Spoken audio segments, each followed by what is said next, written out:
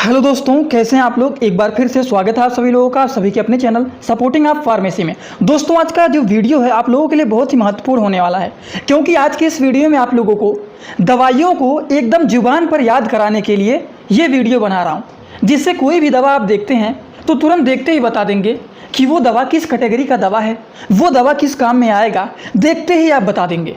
तो आज का वीडियो बहुत ही इंटरेस्टिंग होने वाला है। अगर आप मेडिकल के छात्र हैं तब तो जान लीजिए आपको बहुत ही बेहतरीन वीडियो मिल गया है, क्योंकि आपके दिमाग में हमेशा यही क्वेश्चन रहता है कि कैसे कोई दवाओं को देखते ही हम उसका बता दें कि उस दवा का क्या काम है, उस दवा को कैसे खाना है, कैसे नहीं खाना है, उस दवा का नाम क्या है। क्या दवाओं को सभी नामों को हम रटेंगे?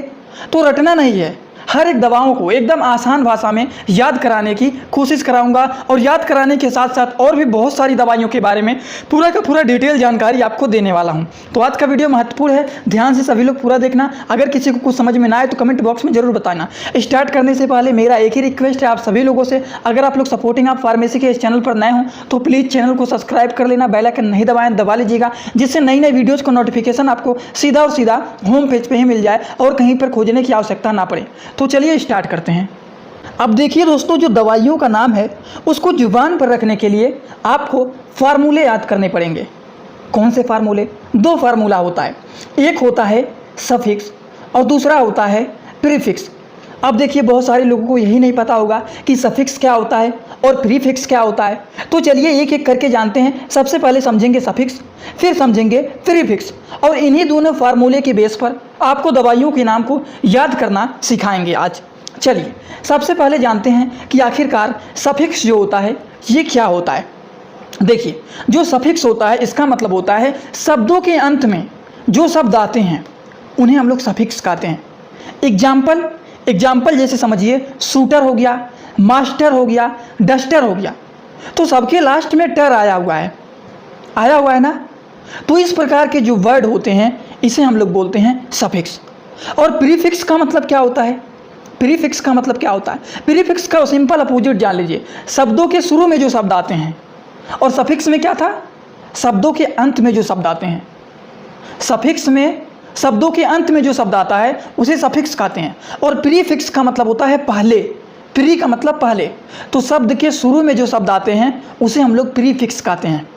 एग्जाम्पल, डिस्टर्ब, डिसऑनेस्ट, डिस्चार्ज, तो सबके स्टार्टिंग में डिस आया हुआ है, तो इस प्रकार के वर्ड को हम लोग बोलते हैं प्रीफिक्स।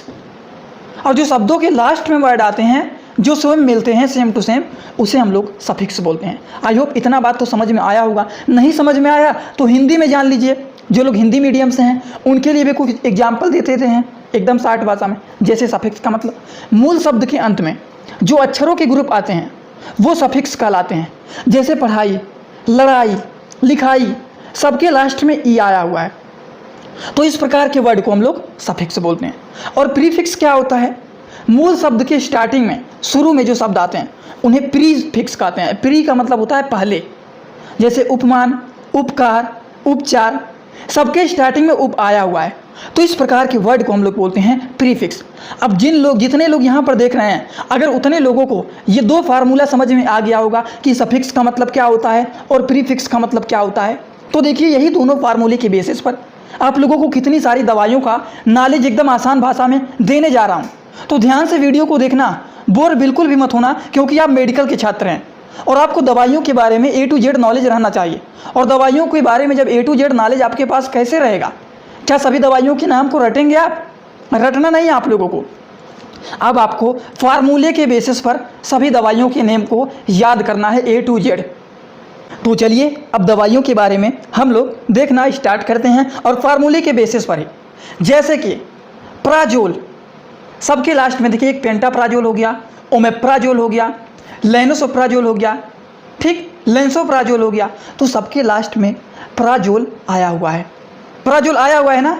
देखिए एक बात ध्यान रखना आप लोग, क्योंकि कुछ लोग आ जाते हैं कहते हैं फंगल इन्फेक्शन में जो जोल आता है, जैसे कि, तो यहाँ पर कुछ लोग कंफ्यूज हो जाते हैं किसके बारे में जान करके, वो फंगल इन्फेक्शन से कोरिलेट करने लगते हैं। जैसे कि फ्लूकोनाजोल हो गया, माइकोनाजोल हो गया, टरकोनाजोल हो गया, तो ये जोल से वो लोग क्या करते हैं, कंपेयर करने लगते हैं, और इसके बेसिस पर वो लोग कंफ्यूज हो जाते हैं।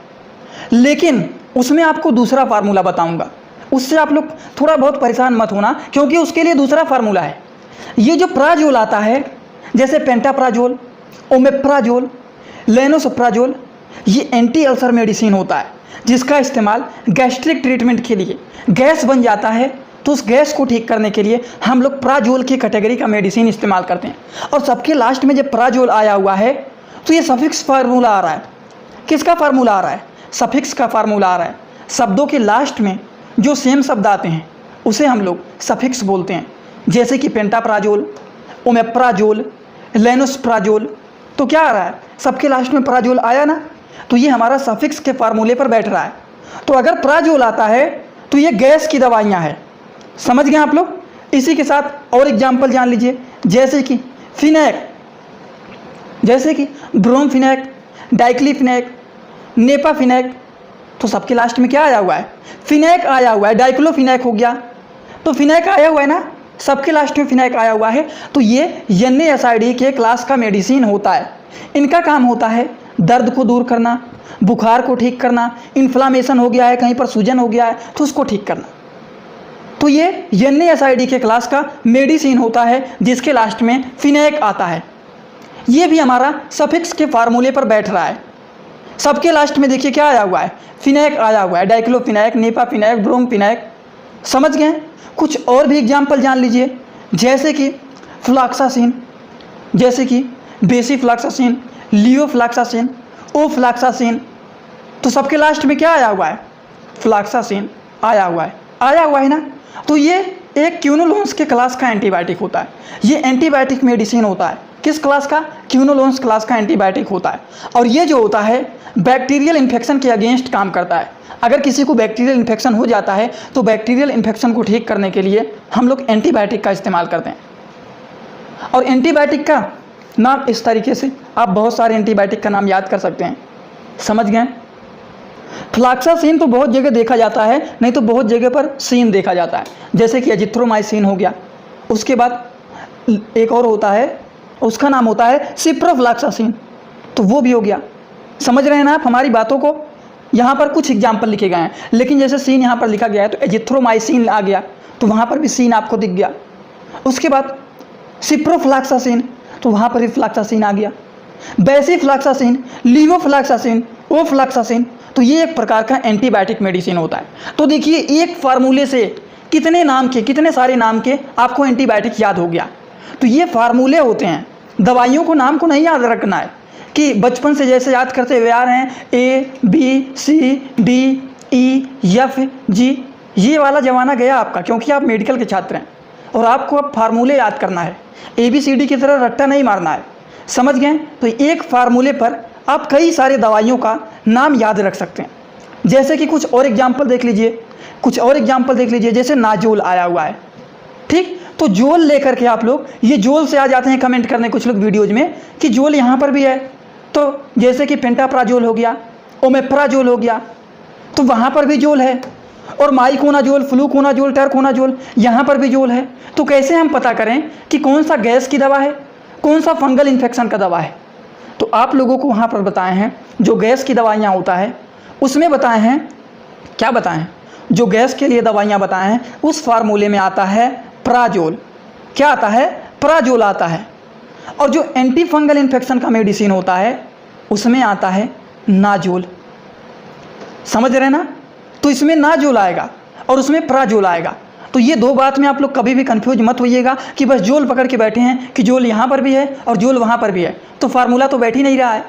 अरे जोल को नहीं लेना है, थोड़ा सा आगे बढ़ जाइए, थोड़ा सा आगे बढ़ जाएंगे एक दो वर्ड तो नाजोल को पकड़ लीजिए, जैसे कि माइकोनाजोल, फ्लूकोनाजोल, टरकोनाजोल। तो सबके लास्ट में नाजोल आया हुआ है, नाजोल आया हुआ है। तो इसके बेसिस से पता चल जाता है कि ये जो दवा है ये एंटी फंगल दवा है, जो कि फंगल इन्फेक्शन के अगेंस्ट काम करता है। जैसे कि किसी को दाद हो गया है, खाज खुजली, तो दाद खाज खुजली को ठीक करने के लिए हम लोग एंटी फंगल मेडिसिन का इस्तेमाल करते हैं। और एंटी फंगल मेडिसिन जैसे माइकोनाजोल, फ्लूकोनाजोल, टरकोनाजोल, तो सबके लास्ट में नाजोल आया हुआ है। और इसी के माध्यम से हम पता लगाते हैं कि ये दवा किस काम में आता है। कुछ एग्जाम्पल और ले लेते हैं, जैसे कि माइसिन। क्या आया हुआ है? माइसिन। तो देखिए ये भी एंटीबायोटिक ही है। क्या है? ये भी एंटीबायोटिक है। क्या ये भी एंटीबायोटिक जैसे एजिथ्रोमाइसिन? ज़्यादातर एंटीबायोटिक में ये सीन देखना रहता है, CIN, जैसे कि एजिथ्रोमाइसिन हो गया, क्लेरिथ्रोमाइसिन हो गया, इरिथ्रोमाइसिन हो गया, और जो आप लोगों को ऊपर एंटीबायोटिक के बारे में बताए हैं, कहाँ पर हाँ यहाँ पर बताए हैं, बेसिफ्लॉक्सासिन, लियोफ्लॉक्सासिन और फ्लॉक्सासिन। तो ज़्यादातर जो एंटीबायोटिक होते हैं, लगभग 90% एंटीबायोटिक जो होते हैं उसमें लास्ट में सीन आता है। तो इसके माध्यम से भी आप पता लगा सकते हैं कि ये एक प्रकार का एंटीबायोटिक है, बस थोड़ा सा इनके क्लास में बदल जाता है। ये जो है माइसिन आया हुआ है, तो ये भी एक प्रकार का एंटीबायोटिक है, एंटीबैक्टीरियल भी होता है, ठीक, जैसे जिथ्रोमाइसिन, क्लेरिथ्रोमाइसिन, इरिथ्रोमाइसिन, तो ये होता है। इस फार्मूले पर भी आप जान सकते हैं। कुछ और एग्जाम्पल देख लीजिए, जैसे कि और भी दवाइयों के बारे में जानते हैं, जैसे बिटाल हो गया, क्या हो गया, ब्यूटल बिटाल हो गया, उसके बाद बूटा बार बिटाल हो गया, फिनोबार बिटाल हो गया, तो सबके लास्ट में क्या आया हुआ है, बिटाल आया हुआ है। और ये एक प्रकार का सीडेटिव मेडिसिन होता है, जैसे घबराहट को दूर करना, नींद को लाना, ये सीडेटिव मेडिसिन होता है। और सीडेटिव मेडिसिन के लास्ट में बिटाल आता है, और इसी बिटाल के माध्यम से हम पता कर लेते हैं कि ये एक प्रकार का सीडेटिव मेडिसिन है। सीडेटिव मेडिसिन के लास्ट में ज़्यादातर देखा जाता है बिटाल आता है, जैसे कि फिनोबारबिटाल, ब्यूटाबारबिटाल, ब्यूटाल बिटाल हो गया, तो सबके लास्ट में बिटाल आया हुआ है। तो ये एक प्रकार का सीडेटिव मेडिसिन होता है। और सीडेटिव मेडिसिन का मतलब होता है घबराहट को दूर करना, नींद लाना, ये सारा काम होता है सीडेटिव मेडिसिन का। समझ गए? कुछ और भी दवाइयों के बारे में जान लेते हैं। जैसे मान लीजिए किसी भी दवाओं के लास्ट में टिडीन आया हुआ है, जैसे कि रेनिटिडीन हो गया, निजास्टिडीन हो गया, तो ये क्या होता है, ये एक प्रकार का H2 एंटागोनिस्ट होता है, जिसका काम होता है एसिडिटी को ठीक करना, पेट में विकार हो गया है तो उसको ठीक करना। तो रेनिटिडीन टैबलेट का इस्तेमाल किया जाता है। ये एक प्रकार का H2 एंटागोनिस्ट के क्लास का मेडिसिन होता है, जैसे कि रेनिटिडीन, निजास्टिडीन। समझ रहे हैं ना आप लोग? कोई भी बात ऐसा नहीं रहना चाहिए जो आप लोगों को समझ में नहीं आ रहा है, ठीक। तो ये तो इतने सारे आप लोगों को दवाइयाँ बता दिए हैं फार्मूले के बेसिस पर। अब आप लोगों को कुछ कॉमन मेडिसिन के बारे में बताने जा रहे हैं, कुछ कॉमन मेडिसिन के बारे में जिसका उपयोग ज़्यादातर किया जाता है, और उस तरह के पेशेंट आपके पास हमेशा आते रहेंगे, और उस दवाइयों के बारे में आपको नॉलेज रहना चाहिए। तो चलिए उन सारे दवाइयों के बारे में भी जल्दी से बता देता हूँ, ज़्यादा टाइम नहीं लगेगा, वीडियो बहुत ही छोटा है, 5 मिनट के अंदर वो सारी दवाइयों के बारे में भी डिटेल समझा देते हैं। तो इस कॉमन मेडिसिन के बारे में भी समझ लेते हैं कि कौन कौन से कॉमन मेडिसिन होते हैं। जैसे कि फीवर के लिए पैरासीटामॉल दिया जाता है, जो कि अलग अलग कैटेगरी के आता है। बच्चों के लिए छोटा छोटा सिरप दिया जाता है, कम mg का होता है। बड़े लोग हैं उनके लिए 500 mg, 650 mg का होता है। तो ये कुछ कॉमन मेडिसिन है जिनके बारे में आपको नॉलेज रहना चाहिए, जिनके बारे में आपको नॉलेज रहना चाहिए। जैसे पैरासीटामॉल हो गया, और भी कुछ मेडिसिन होते हैं, जैसे कि दर्द को दूर करने के लिए कौन कौन से मेडिसिन होते हैं। डाइक्लोफिनेक हो गया, डाइक्लोफिनेक प्लस पैरासीटामॉल मिक्स कर देते हैं, जिससे दर्द भी ठीक हो जाए और बुखार भी अगर मान लीजिए अंदर से है तो वो भी ठीक हो जाए। तो ये भी एक प्रकार का पेन किलर मेडिसिन होता है। एसिक्लोफिनेक पैरासीटामॉल मेडिसिन होता है, निमेसुलाइड पैरासीटामॉल मेडिसिन होता है। तो ये कुछ पेन किलर मेडिसिन होते हैं जिनके बारे में कॉमन रूप से ये कुछ कॉमन मेडिसिन होते हैं। ये ज़्यादा हार्ड मेडिसिन नहीं होते हैं, और इनके बारे में आप लोगों को नॉलेज रहना ही चाहिए। ज़्यादातर पेन किलर मेडिसिन में फिनेक आता है, ये तो आपको बताया ही है, डाइक्लोफिनेक, एसिक्लोफिनेक, ये बताएं आप लोगों को, ठीक। तो ये भी बातें हो गई। कुछ और कॉमन मेडिसिन होते हैं, जैसे कि ये तो आप लोग देख लीजिए, इसका इमेज लगा दिया हूँ। एसिक्लोफिनेक हो गया, निमेसुलाइड हो गया, और एक है डाइक्लोफिनेक का यहाँ पर लगा होगा, हाँ डाइक्लोफिनेक का यहाँ पर लगा हुआ है। तो इन्हीं सारे मेडिसिन के बारे में बात कर रहे हैं। एक प्रकार का पेन किलर मेडिसिन होता है, कॉमन मेडिसिन है, इनके बारे में आमतौर पर आप लोगों को जानकारी रहना चाहिए, ठीक। कुछ और होते हैं, जैसे कि मान लीजिए पेट में दर्द हो रहा है तो उसके लिए dicyclomine, mefenamic acid plus dicyclomine के कम्बिनेशन का भी एक मेडिसिन आता है। इस प्रकार के इस कैटेगरी का मेडिसिन का इस्तेमाल किया जाता है। और ये जो कम्बिनेशन वाला मेडिसिन होता है, mefenamic acid and dicyclomine hydrochloride tablet, ये मेप्टाल स्पास के नाम से ज़्यादातर फेमस होता है। किस नाम से? मेप्टाल स्पास के नाम से। कुछ और देख लीजिए कॉमन मेडिसिन, जैसे कि मान लीजिए पेट में किसी के इरिटेशन हो रहा है, मतलब पेट में जलन हो रहा है, तो हम लोग डाइजीन सिरप का इस्तेमाल करते हैं, जिसका डाइजेशन सही से नहीं होता है, खाना सही से नहीं पचेगा तो क्या होगा, पेट में जलन होगा ही।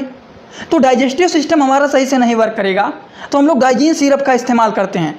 तो ये भी एक ट्रिक के बेस पर आप लोग याद कर सकते हैं, दिमाग में रख सकते हैं कि डाइजीन सिरप जो होता है ये डाइजेस्टिव सिस्टम को मेंटेन करने के लिए, जब हमारा डाइजेस्टिव सिस्टम सही से होगा तो पेट में जलन नहीं होगा, और जब डाइजेशन नहीं सही से होगा तो पेट नहीं साफ होगा, पेट में जलन होगा, ये सारे प्रॉब्लम देखे जाते हैं। तो वो सारी चीज़ों को ठीक करने के लिए हम लोग डाइजीन सिरप का इस्तेमाल करते हैं। चलिए कुछ और जान लेते हैं दवाइयों के बारे में।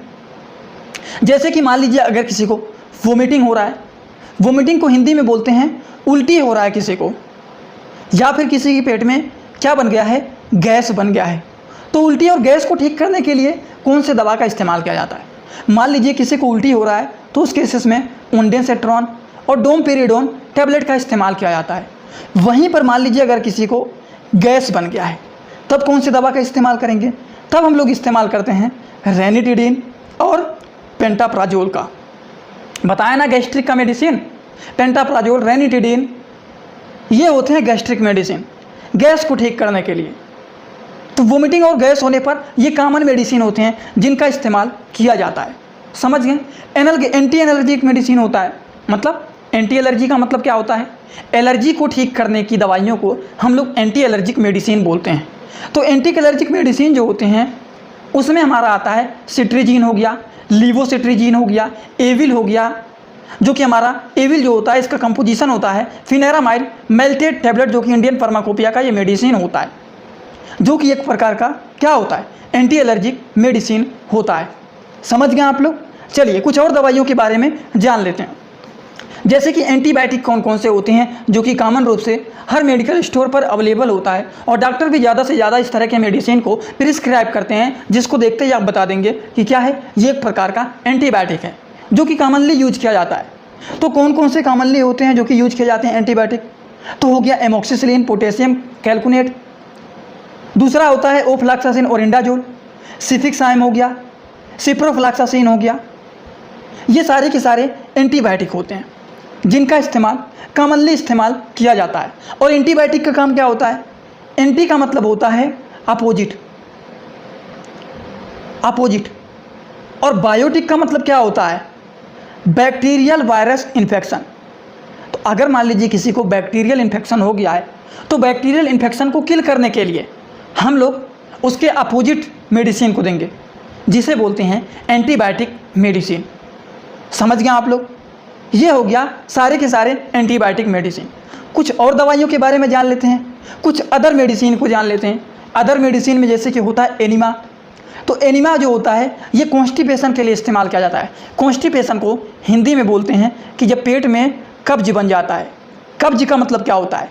पेट साफ नहीं हो रहा है, पेट जाम हो गया है, हफ्ते में 2 से 3 बार जा रहे हैं केवल, वैसे पेट ही नहीं साफ हो रहा है, पेट फूल गया है, पेट में एकदम गैस बन गया है, तो उसे हम लोग बोलते हैं कि कॉन्स्टिपेशन हो गया है, उनको कब्ज बन गया है। तो ये होता है एनिमा मेडिसिन। एनिमा दवा जो होता है ये कॉन्स्टिपेशन के लिए होता है। ग्लिसरीन सपोजिटरी जो होता है ये भी कॉन्स्टिपेशन के लिए होता है। कुछ भी कॉम्प्लेक्स होता है, आइसोसार्बिक डाइनाइट्रेट मेडिसिन होता है। ये भी कुछ कॉमन मेडिसिन होते हैं जिनका इस्तेमाल किया जाता है। कुछ और दवाइयों के बारे में जान लेते हैं। जैसे कि ये देखिए इमेज लगा दिया हूँ, जैसे कि ये हो गया एनिमा, ठीक, ये एनिमा सैलिमिन है जो कि फ्लेट होता है। क्या करता है, जो स्टूल होता है वो जो एकदम टाइट हो गया है, जो सॉलिड हो गया है, उसको क्या करता है, सॉफ्ट करने में मदद करता है, जिससे पेट एकदम अच्छे से साफ़ हो जाए। और इस केसेस में पानी ज़्यादा से ज़्यादा पीना चाहिए। और पानी को अगर पीते हैं, अगर मान लीजिए एक और ट्रिक बता देता हूँ आप लोगों को, अगर मान लीजिए किसी को कॉन्स्टिपेशन हो गया है तो उनको ज़्यादा से ज़्यादा गुनगुना पानी पीना चाहिए। ठीक, क्या करना चाहिए, गुनगुना पानी का इस्तेमाल करना चाहिए। ठीक, तो ये हो गया एनिमा सैलिन। कुछ और दवाइयों के बारे में जान लेते हैं। ये हो गया आइसोसार्बिड और ये हो गया बी कॉम्प्लेक्स। इनके बारे में तो ऊपर ही बता दिए हैं आप लोगों को। समझ गए आप लोग?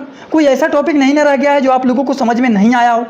हर एक बात को एकदम आसान भाषा में देखिए, कॉमन मेडिसिन में आप लोगों को जैसे कि यहाँ पर बता दिए, isosorbide dinitrate, B complex, glycerin suppository, enema constipation के लिए होता है। फिर आप लोगों को कुछ एंटीबायोटिक के बारे में एकदम डिटेल समझा दिए हैं। फिर आप लोगों को यहाँ पर बताए हैं जो कि एलर्जी के लिए होता है, सिट्रीजिन, लियोसिट्रीजिन, एविल, ये सारे के सारे एंटीबायोटिक क्या होते हैं, एंटीबायोटिक नहीं, एंटी एलर्जिक मेडिसिन होते हैं। फिर इसके पहले आप लोगों को मान लीजिए किसी को वोमिटिंग हो रहा है, गैस बन गया है, तो वोमिटिंग के लिए ये सारे मेडिसिन का इस्तेमाल किया जाता है। और गैस बना है तो गैस को ठीक करने के लिए ये मेडिसिन का इस्तेमाल किया जाता है।